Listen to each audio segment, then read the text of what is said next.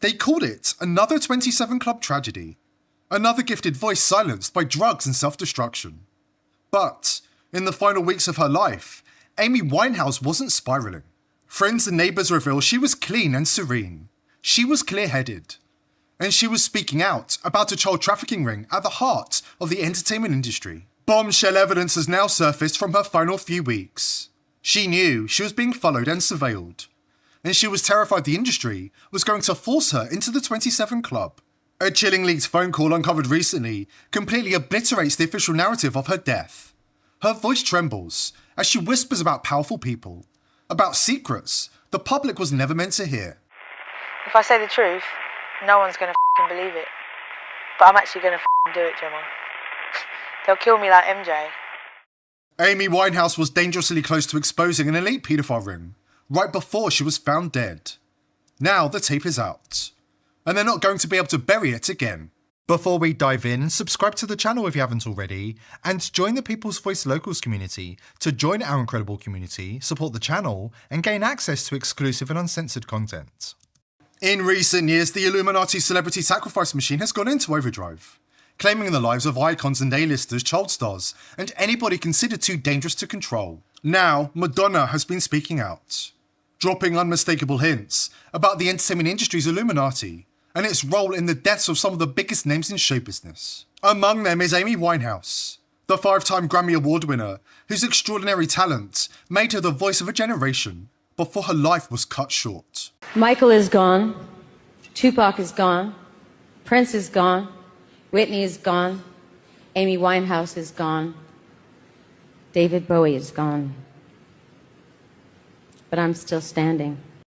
These deaths were part of a dark ritual carried out by the occult elite at the very top of the entertainment industry.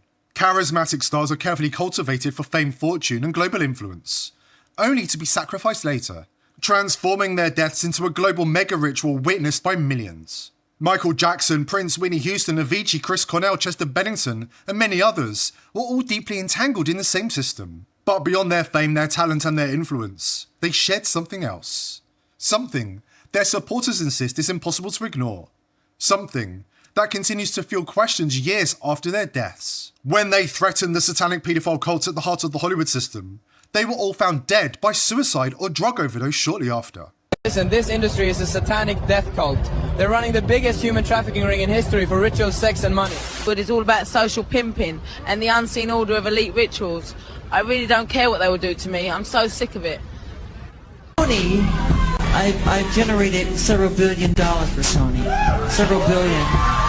So I'm leaving Sony a free agent, owning half of Sony. So I own half of Sony's publishing and I'm leaving them. Born into a Jewish family in London, Amy Winehouse was groomed for entertainment industry success from a young age. Note the Minnie Mouse ears, which the occult elite used to represent Illuminati mind control. Celebrity victims of Illuminati grooming and monarch programming often die young for several reasons. According to trauma-based mind control experts, the torment, torture, and control exerted on victims can't be sustained indefinitely during adulthood. The programming begins to wear off, often around the age of 30, causing the victims to regain some lucidity.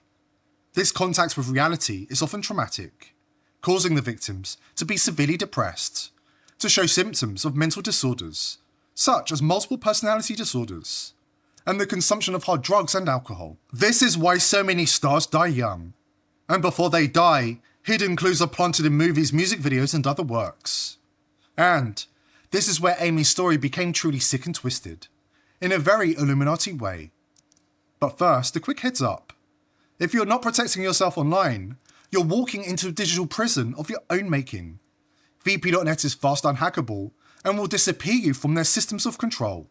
Please check it out at vp.net/TPV. In 2008, a prophetic sculpture of Amy Winehouse, called The Only Good Rock Star is a Dead Rock Star, depicted Amy Winehouse shot in the head and laying on the floor lifeless. Next to her was a creepy Minnie Mouse mask, and its Illuminati mind control connotations. For those at the top of the entertainment industry pyramid, defiance comes with a price. To stand against the system is to risk losing everything, including your life. And the upcoming deaths of celebrities are often announced in advance through symbolic works. Amy knew what they had in store for her. She knew her time was up when her name was called. Watch this. And the Grammy goes to Amy Winehouse. This is Martin Luther King in the club, getting done. With a bad bitch in his ear saying that she down for whatever. In the back of his mind is Coretta. And she knows. She knows. And I know she knows. And I know she knows. And deep down she knows. She knows. In that world, fame always comes with a price. She saw her own death foretold in the predictive programming, just as Heath Ledger, Tupac and Brittany Murphy also foresaw their own deaths. Then there was the painting by Vincent Fantozzo, a friend of Ledger, featuring alter egos whispering in his ear. The painting was completed shortly before his death. Brittany Murphy also appeared in several occult-themed photo shoots before her untimely death.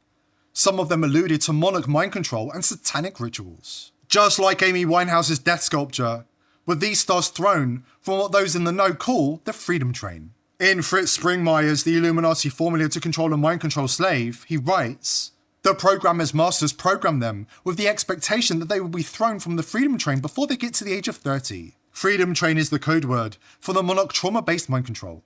To be thrown from the Freedom Train means to be killed." When you see the evidence we've got coming up, there can be no doubt that she did not die a natural death. Damning evidence reveals the Epstein class were keeping tabs on her, and when she became too dangerous to keep alive, they pounced.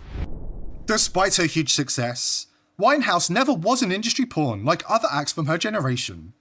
Rehab is another industry code word for reprogramming, and Amy famously said no.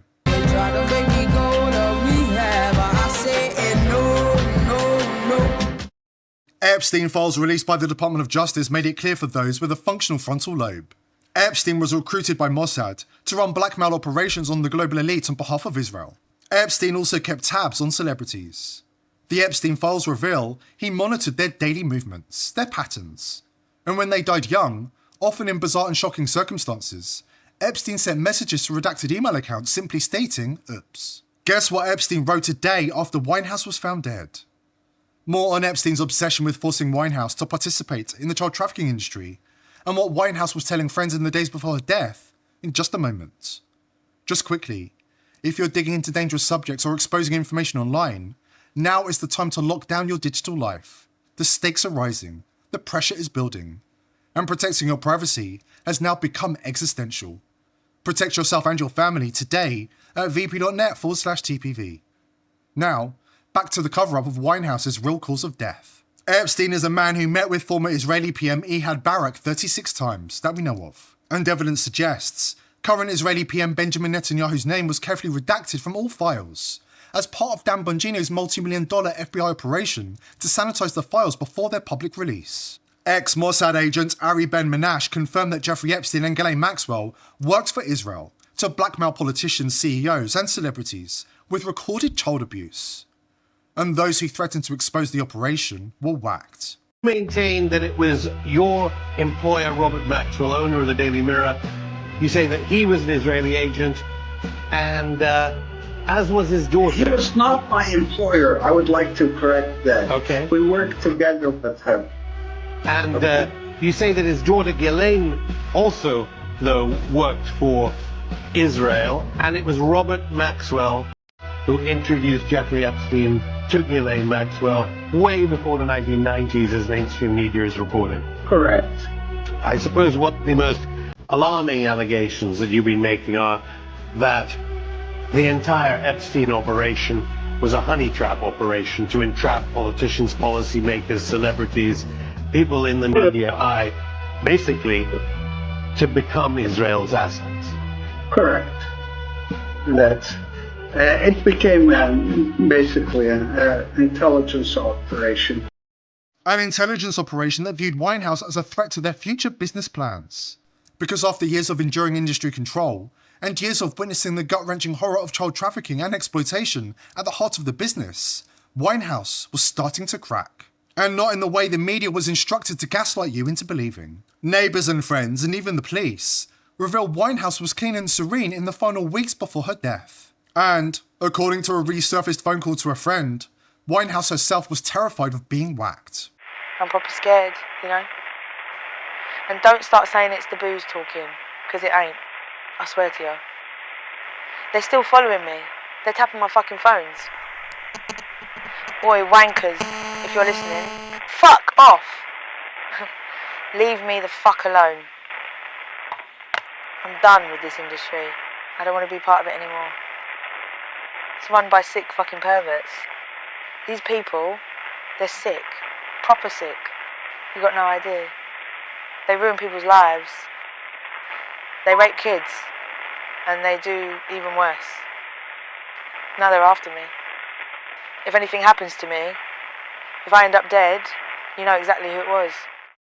Of course, days after Amy's message was left, something terrifying happened. Neighbours report what sounded like a satanic ritual sacrifice, including screaming and tribal drumming on the night she died. The reports sound eerily similar to those from Epstein Island, where human sacrifice was a frequent pastime of the global elite, including King Charles and Bill Gates. Then, Amy's body was paraded before the media in a red body bag. The whole scene was highly symbolic of a blood sacrifice ritual. Who are they, the people Amy Winehouse alluded to? Let's put this into perspective. Jeffrey Epstein's youngest victim still had his umbilical cord attached. Regardless of your political opinions, we now have enough evidence to prove without doubt the left and right are ruled by the same psychopathic predators. They feed on fetuses, still babies, deceive children, exploiting them all as part of their repulsive occult religion. One thing is for sure, we're definitely not angry enough. Now, a quick heads up. Bad news first. You're going to get arrested. Unless you're very careful. Have you posted anything critical of Israel on social media? Have you ever interacted with content? And that includes liking or sharing anything they don't approve. Have you exposed celebrities connected to the elite paedophile ring? Hate speech laws have already destroyed Europe and the UK, and they're coming to the US. Just ask Representative Randy Fine. He'll tell you. Here's your No Anti-Semitism in Education Act. America. Translation, the second a high school kid in Iowa asks why we're sending another $20 billion to a country that just bombed 3 hospitals in a month. The federal government can now yank every dollar from his school lunch program, his AP classes, his football team. Because Randy from Palm Bay says that question is literally the same as burning a synagogue down. That's the deal. Randy Fine. Randy says the US hate speech legislation has already been written, in Israel of course, and he's 100% sure it will pass Congress. Hate to say it, but he's right. They've got Congress bent over like Poland in World War II. His Excellency, Benjamin Netanyahu, Prime Minister of Israel. Thank you.